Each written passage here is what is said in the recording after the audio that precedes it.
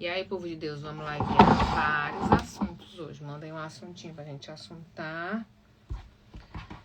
Estou eu aqui fazendo planejamento. Gente de Deus.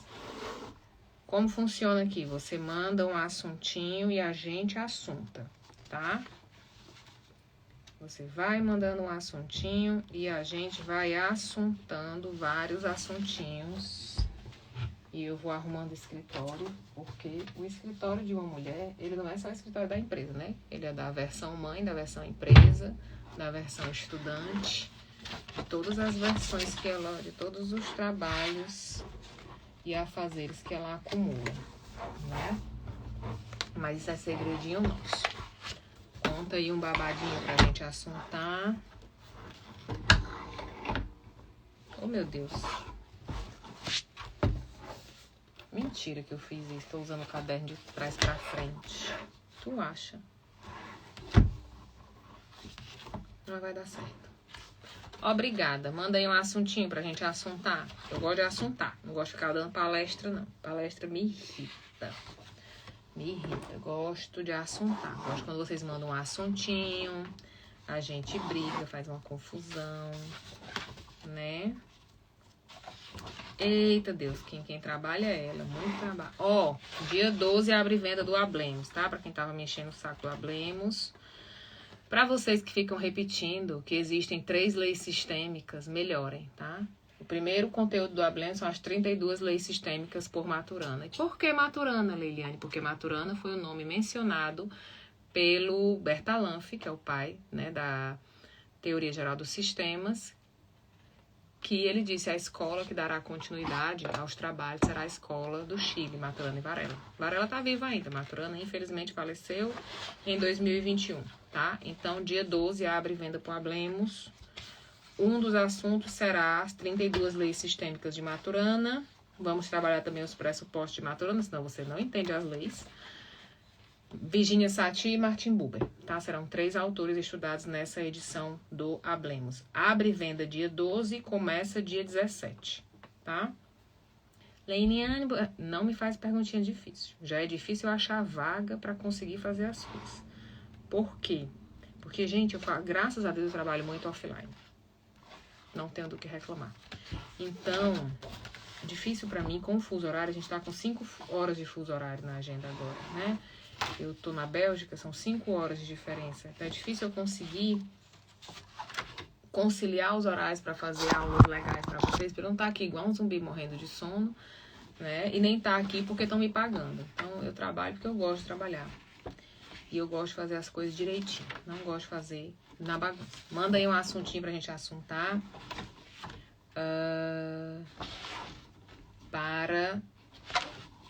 Hoje é sábado, né? Nunca faço live dia de sábado. Sábado, o que vocês fazem dia de sábado? Vocês arrumam aqui. Sabe aqueles cursos que passam o dia todinho? Posso dar um recado?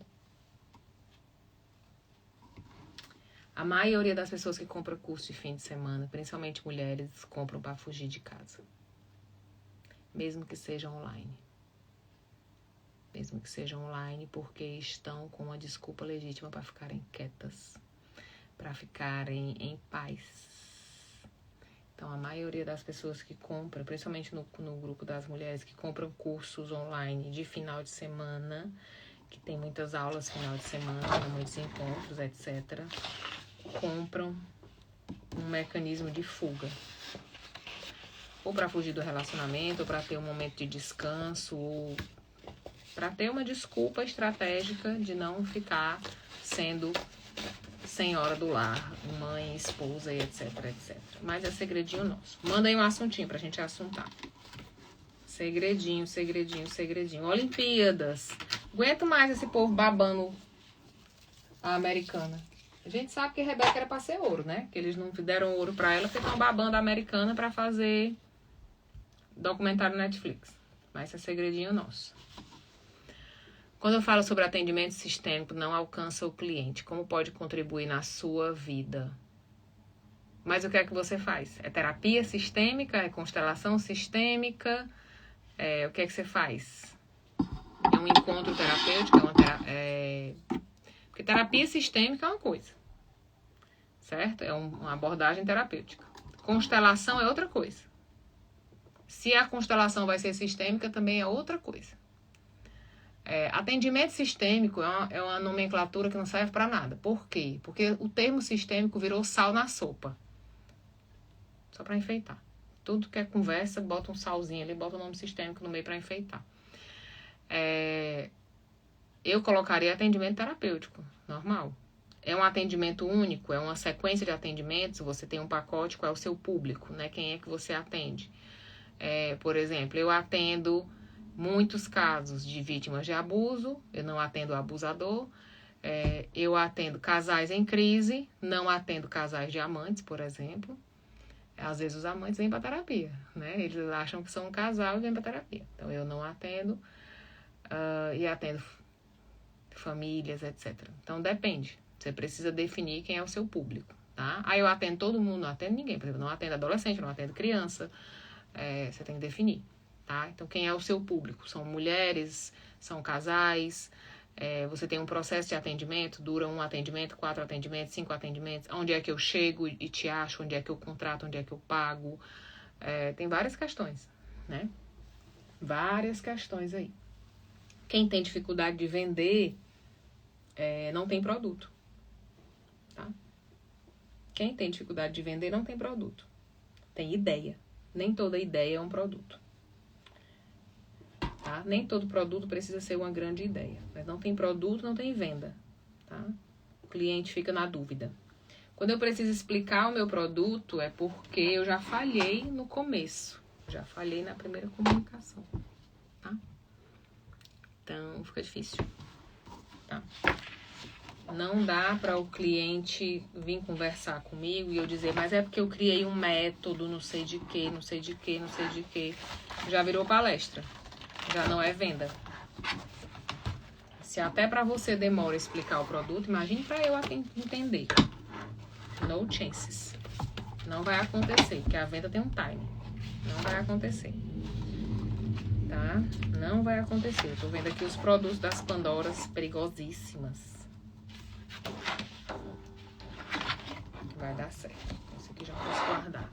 Manda aí um assuntinho, perguntinha. Ninguém brigou com o namorado? Vocês viram a menina do pódio hoje, né? Não faço ideia. Geralmente não entendem mesmo sobre o produto, porque não é um produto, é um serviço, para começar. É um serviço. E você não desenhou ele nem para um público, nem no formato de serviço. Não está definido. O que é um atendimento sistêmico? Me responda. O que acontece num atendimento sistêmico? Onde ele começa, onde ele termina? Quantas horas ele demora? O que você vai fazer comigo lá? O que eu preciso levar? O que eu espero desse encontro? Tudo isso é comunicação. Tudo isso é comunicação. Tá certo? Tudo isso é comunicação. Tudo isso vai influenciar se a pessoa vai contratar ou não o seu serviço. Tá certo? Então, o que a galera do atendimento sistêmico faz? É porque o Bert diz. É porque as leis sistêmicas, aí vai lá, ordem do amor, ordem da ajuda. Se você ainda acha que lei sistêmica é ordem do amor e ordem da ajuda, volte 2 casas, tá certo? Se você acha que as leis sistêmicas são 3 leis sistêmicas, volte 2 casas. Você faltou muita aula, tá? É melhor não repetir para não chatear, tá? Eliane, quais são as leis sistêmicas? Tem várias, tem muitas. Como eu acabei de dizer, só Maturana escreveu 32. Então, tem várias, depende do autor, certo? Você saber primeiro o que é abordagem sistêmica, o que é modelo de atendimento sistêmico. O que é um modelo de atendimento sistêmico? O que é abordagem sistêmica? Não sei. Tudo isso precisa estar trabalhado na comunicação, tá?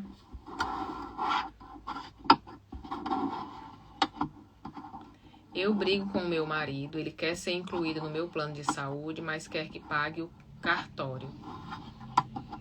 Não entendi. Então vocês não são casados, é isso?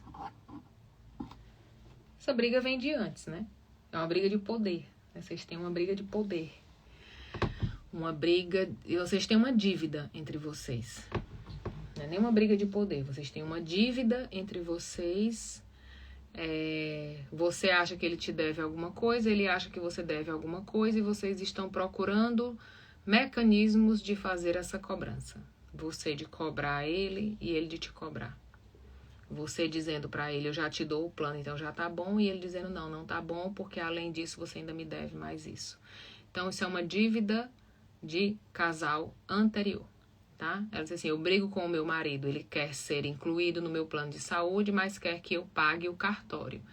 Isso não é uma briga de plano de saúde, isso é uma briga de dívida relacional. Vocês tiveram alguma briga lá atrás, gerou uma dívida, ainda não cessaram essa dívida e estão os dois injustiçados, né? Ela me deve isso por causa disso e ele me deve isso por causa daquilo. E aí o plano de saúde é só a bola da vez. Então hoje o título da briga vai circular pelo plano de saúde, sabendo que ele é só a bola da vez. Enquanto não resolverem a dívida de origem, o que causou essa raiva, essa fissura no casal, o que causou esse sentimento de que um deve ao outro, vão continuar um machucando o outro para se vingar, tá? Mas isso é segredinho nosso. É só um segredinho, deixa pra lá. Mas os casais são mestres em se machucar para não acessar a verdade. Eles preferem se ferir, porque quanto mais eu ferir o outro e ele continuar comigo, mais ele me ama. Quanto mais eu esclarecer os pontos com ele, mais medo eu tenho dele me deixar. Porque a paz me assusta. Estar em paz é difícil. Estar em conflito, não. Porque quem briga, briga por algo, por alguém ou por alguma coisa. Tá? Então, casais conflitivos são eternos. Eles nunca se separam. Mas casais que têm paz, geralmente se separam. E aí eles se tornam expert em um machucar o outro. E assim a gente vai vivendo. Cada um com seus problemas, né? Isso vem das famílias de origem, tá? Isso vem do que cada um aprendeu sobre relacionamento nas suas famílias de origem e tá compensando na família atual. Isso não é de agora, tá? Isso não é de agora. Isso é bem anterior. E aí ficam brincando de dizer que são casados, mas não são casados. São só duas pessoas que se juntaram para ficar brincando de casinha, tá? Manda aí outro assuntinho. Manda aí outro assuntinho. Se pergunte, sempre que você tiver um conflito no casamento, se pergunte se você está resolvendo isso pelas suas ideias ou pelas ideias dos seus pais. Pelo como seus pais fariam nessa história, ou se você está realmente fazendo por você, a partir dos seus desejos. Porque nós somos mais leais do que livres, tá?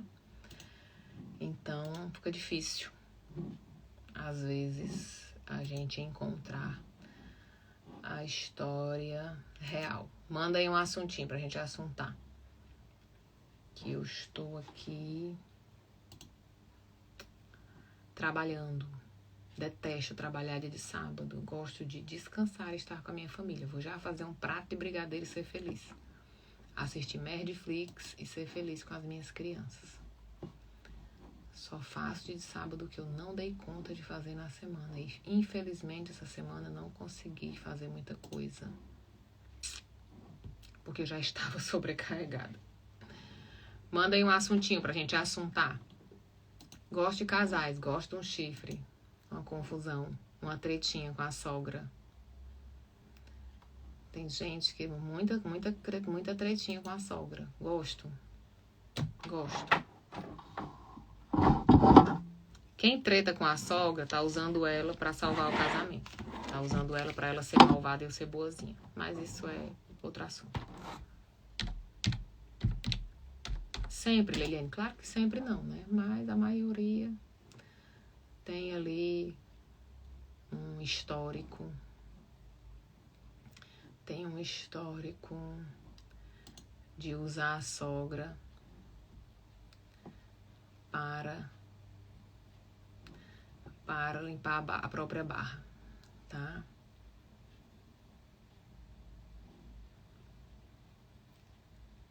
Manda aí um assuntinho pra mim, pra gente assuntar. Não, vambora, eu gosto de assuntinho. A sogra quer se meter em tudo na casa, decoração. Pensa que é a dona da casa. Ela não pensa não, ela é. Gosto dela. Gosto dela. É a casa dela, eu gosto dela. Tinha 8 bilhões de homens no mundo. Casou com esse porque quis. Não foram definidas as fronteiras desse relacionamento lá atrás. A casa é só o motivo da vez. Se a minha sogra vem na minha casa me dizer como eu devo decorar a minha casa, essa casa nunca foi minha, sempre foi dela. Se sempre foi dela, se ela tem esse sentimento de posse, não nasceu hoje. Esse sentimento de posse, essa certeza de poder opinar na vida do outro, vem de muito tempo. Vem de muito antes, tá certo? E eu, por amor ao meu marido, por não querer perdê-lo, vou suportando. Chega uma hora que bate aqui, eu não sei mais o que fazer. Vou esperar a velha morrer pra viver em paz? Não. Mas isso você resolve com ele, não com ela. Tá certo? E numa boa negociação. Dá pra resolver numa boa negociação. Ser controlador é a mesma coisa que ser tóxico? Não necessariamente nessa ordem. O controlador, ele nada mais é do que uma pessoa ferida. Tá certo? Ele é uma pessoa ferida. O nome já diz, né? Controlar uma dor. Ele tenta controlar uma dor que ele não conseguiu controlar, ou que ele não foi amparado dentro dessa dor. E esse comportamento migra para as relações, porque ele tenta controlar o mundo para evitar que essa dor se repita, para evitar sofrer de novo uma dor. Nesse mecanismo, ele adoece e adoece as outras pessoas também, porque ele não deixa que as pessoas existam, ele fica tentando controlar o céu, a água e o ar, né? Ele quer evitar qualquer dor de qualquer pessoa a qualquer custo, ele está sempre cuidando da vida dos outros e tentando controlar tudo para evitar surpresas. O elemento surpresa para ele é desesperador, ele não consegue mais confiar na vida. O controlador nada mais é do que uma pessoa ferida, não cuidada, que está migrando esse comportamento para as outras relações.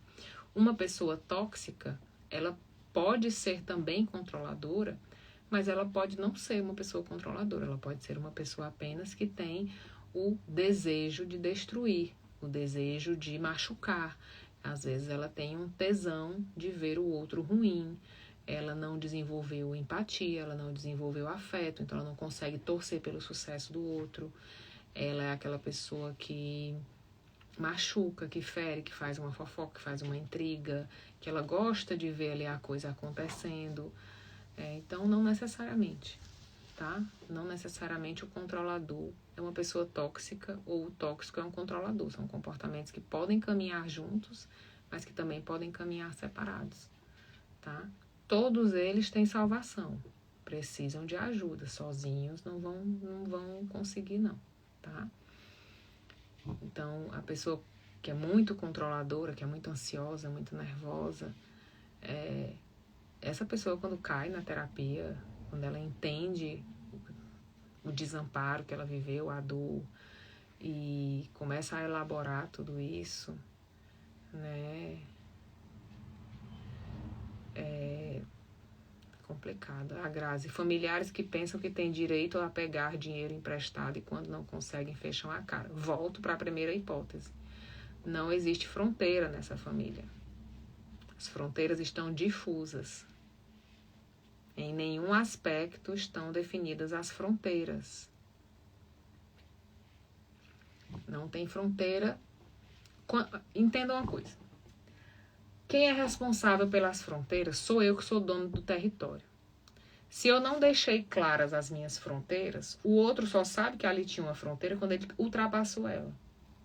Sempre que eu não defino fronteiras, eu vou gerar conflitos. Por quê? Porque eu vou gerar no outro a punição. Sempre que ele passar a fronteira, eu vou punir ele, vou corrigir ele. O adulto odeia ser corrigido e punido. Eu vou dizer para ele que ele passou da linha, que isso não está certo, que isso está errado, tarará. Então, eu evitei ao invés de eu ter um diálogo de prevenção, eu vou ter um diálogo de punição. Então, quando eu não sou uma pessoa de fronteiras definidas, eu vivo um ciclo que é assim. O outro passa da linha comigo. Aí eu repreendo ele. Obviamente ele tem uma reação ruim, porque foi repreendido, porque não entende porque foi repreendido, porque ele não sabia que ali não tinha uma fronteira. E o que é dono da fronteira, que não fez a fronteira, fica zangadinho. Ele queria me usurpar.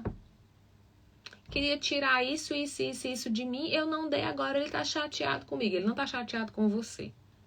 Ele está chateado com tudo isso que foi montado. Se você deixar claro as coisas, você vai evitar esses conflitos. Então, a pessoa que não define fronteiras, às vezes ela tem uma inocência de não definir as fronteiras, ela não sabe definir fronteiras na vida dela.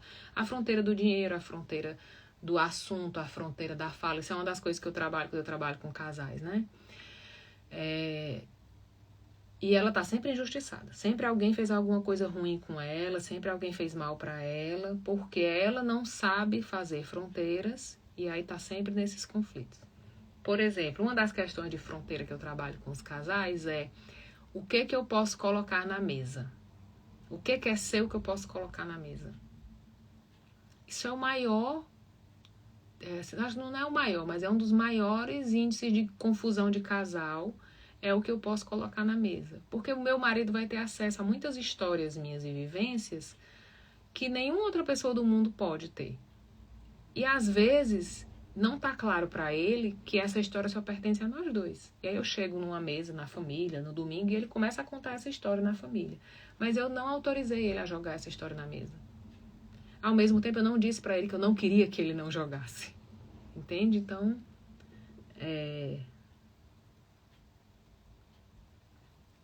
meu marido é bom em resolver as coisas dos outros, mas as dele sobram pra mim. Isso me sobrecarrega. Gosto dele.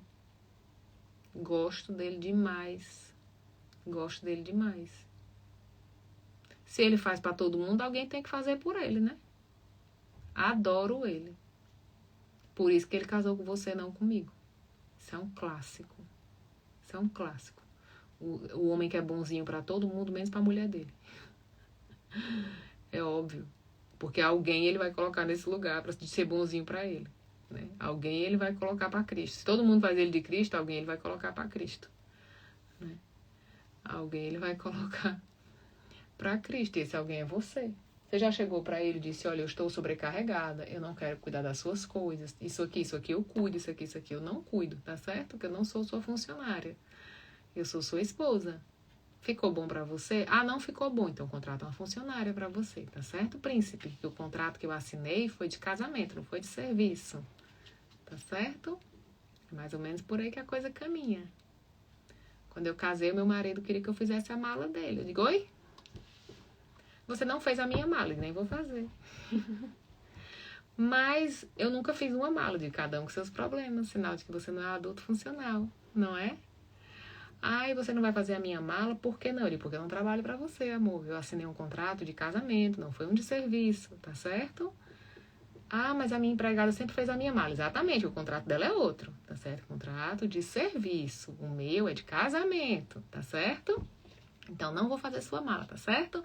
Não sei fazer minha mala. Você contrata alguém pra fazer a sua mala. Mas eu não vou fazer. Coloquei essa fronteira lá atrás. 15 anos atrás eu tô falando dessa história, tá certo? Pronto, terminou aí. Nunca mais me pediu pra fazer mala. Terminou aí. Acabou. Aí se eu vou lá atrás, no começo do casamento, porque eu quero agradar. Ai, deixa comigo. Eu sou a resolvedora, eu sou prática, eu sou objetiva, eu sou rápida. Nossa, eu faço uma mala em 30 minutos.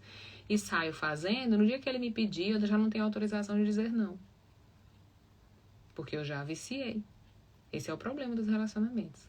No começo existem excessivas renúncias. E aí depois as renúncias vão ficando pesadas, porque os anos vão passando, os filhos vão chegando à idade também. E aí, para fazer os novos acordos, as pessoas têm medo de fazer um novo acordo e perder o companheiro, né? Conflito entre vizinhos. O familiar fica contra você a favor do vizinho. Gosto dele.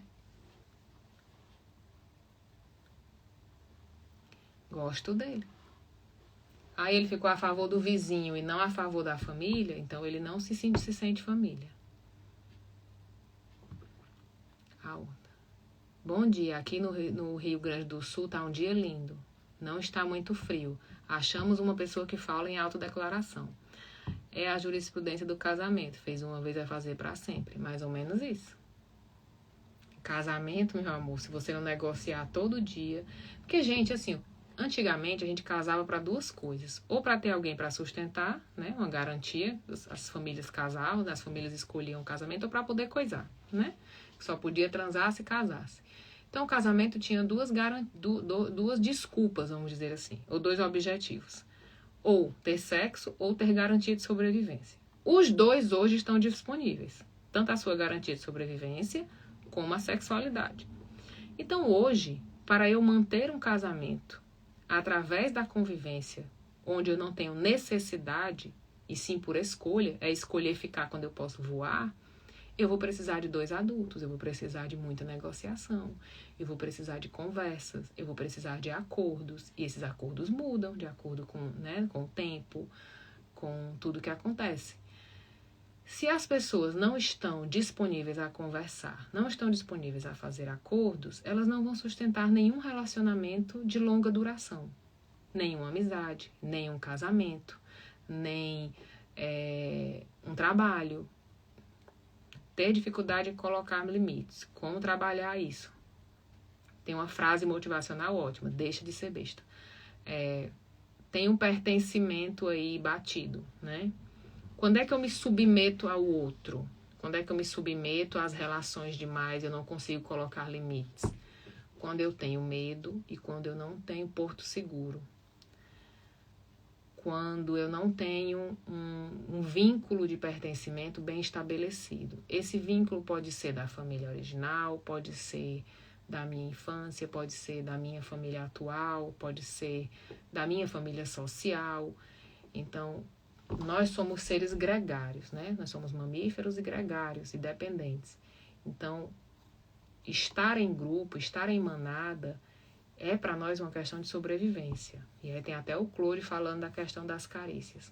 Quando eu não tenho a questão do grupo estabelecida, que na boca dos sistêmicos é muita questão do pertencer a um grupo, quando eu não tenho meu pertencimento bem estabelecido em alguma das fases da minha vida, que pode ser o pertencimento da minha família original, pode ser o pertencimento da minha questão da adolescência, quando eu mudo, né, lá nos grupos, pode ser o pertencimento familiar, pode ser o pertencimento social, eu não me sinto parte de nenhum grupo, não me conecto com nada. Eu vou viver o que o adolescente vive. O que o adolescente faz? Ele faz qualquer coisa para pertencer. Então, o adolescente, ele tem um grupo de amigos tatuado. Ele se tatua para pertencer àquele grupo. Ele tem um grupo de adulto com piercing. Ele vai meter piercing para pertencer àquele grupo. Ele tem o grupo que veste preto. Ele vai vestir preto para poder pertencer àquele grupo. Então, eu vou continuando as minhas relações dentro desse comportamento. Aí eu não consigo estabelecer o não, a fronteira, não consigo estabelecer os limites da minha relação, porque eu ainda estou naquele lugar de me sujeitar para pertencer ao grupo. Eu ainda estou pagando ingresso para entrar nos grupos, né? Eu ainda não descobri qual é o meu grupo para dizer, opa, tu entra ou não entra. Tá? Isso mexe com muita coisa. Mexe com muita coisa. Mexe com cada não que você ouviu, com cada humilhação que você passou, com cada vergonha que você passou, com cada trauma que você carrega, mexe com um monte de coisa, tá? Não é só dizer assim, é porque você não tem um bom pertencimento da sua família de origem. Não, isso é conversa de constelador besta. Tem várias camadas aí que podem ser a base dessa história da dificuldade de colocar limites, tá? Mas tem jeito. Tem jeito. Qual é a questão? É que quando você começa a colocar limites, você diminui a roda, né? Você diminui os acordos, você diminui a quantidade de pessoas que você convive. Se você gostar de plateia, fica difícil. Você vai se submeter. Porque quando você diz para o outro que ele só vai ter de você o que você está disponível para dar e não o que ele deseja que você dê, o grupo reduz. Porque aqueles que estão com você só para tirar algo, vão embora. Tá? Então, o grupo reduz. Se você tiver necessidade de plateia, de ser reconhecido, de gente dizendo que você é lindo e maravilhoso, você não vai conseguir. Tá? Eu perdi o interesse pelo meu marido depois que ele ficou desempregado. Me sinto uma safada por desejar outros. Eu gosto dela, ligeira ela, né? Acontece muito. Acontece muito porque na cultura nós somos ensinados que o homem é provedor, que o homem, ele, né, o homem ele é muito associado ao poder, ao dinheiro e ao status social. A mulher não, ela pode ser boneca e etc. Então, se a mulher ficar desempregada e o homem sustentar a casa, isso fortalece os vínculos, né? Porque a mulher se sente amparada e cuidada e etc. Tem jeito, cara, sempre tem jeito, né? Todo problema tem jeito. Se tem força para ele nascer, tem força para ele morrer. Quando o homem fica desempregado, cara, o buraco é mais embaixo. Porque a mulher, ela não tem o problema do dinheiro. Ela pode até ter dinheiro para sustentar a casa, mas ela sente uma sensação de desamparo. De para onde eu vou correr. Porque ela tem o homem como porto seguro, desde o pai, do herói, né? Então ela tem, junto com a questão do dinheiro, o desamparo humano, físico, emocional e etc. Então não é só a questão financeira. Isso mexe também muito com a autoestima do homem, né? Com o fato dele ser homem ou não, dele se sentir homem ou não. Então o homem, quando fica desempregado no casamento, é totalmente diferente de quando a mulher fica desempregada. E a mulher ama olhando para cima, né? A mulher ama, o olhar dela é de admiração para o homem nessa questão de poder, de garantia, de suporte, de ter um homem, né, forte, etc. Quando ele depende de mim para comer, eu não estou mais olhando para cima, eu estou olhando para baixo. Eu começo a ver ele como filho. Isso vai afetar muito as relações, né? E aí eu vou perder o interesse dele como homem, porque ele, para mim ele vai perder o lugar de homem, vai virar filho, e eu vou olhar para outros homens, obviamente. Tem jeito, tá? Tem jeito. Tem jeito. É uma fase, tá? Mas acontece. Acontece. Lembra assim, se fosse comigo, se fosse o contrário, como seria? Eu tenho parentes que sumiram depois que eu me neguei a emprestar dinheiro para eles. Meus pais sempre emprestavam. Realmente colocou o limite, o grupo diminui. Claro. Isso é muito comum, né? Toda família tem um patrocinador. E aí as pessoas associam que o filho do patrocinador será patrocinador também. O sistema não aceita espaço vazio, né? E aí, quando vem a nova geração e diz, não, patrocinador era papai e mamãe, eu tô fora desse barco. Joyce, quero falar com você. Aí as pessoas dizem, nossa, mas você nem parece que é filho da sua mãe não era assim, né? Você nem parece que é filho do seu pai não era assim. Exatamente, porque ele era ele, eu sou eu. Só pra te contar.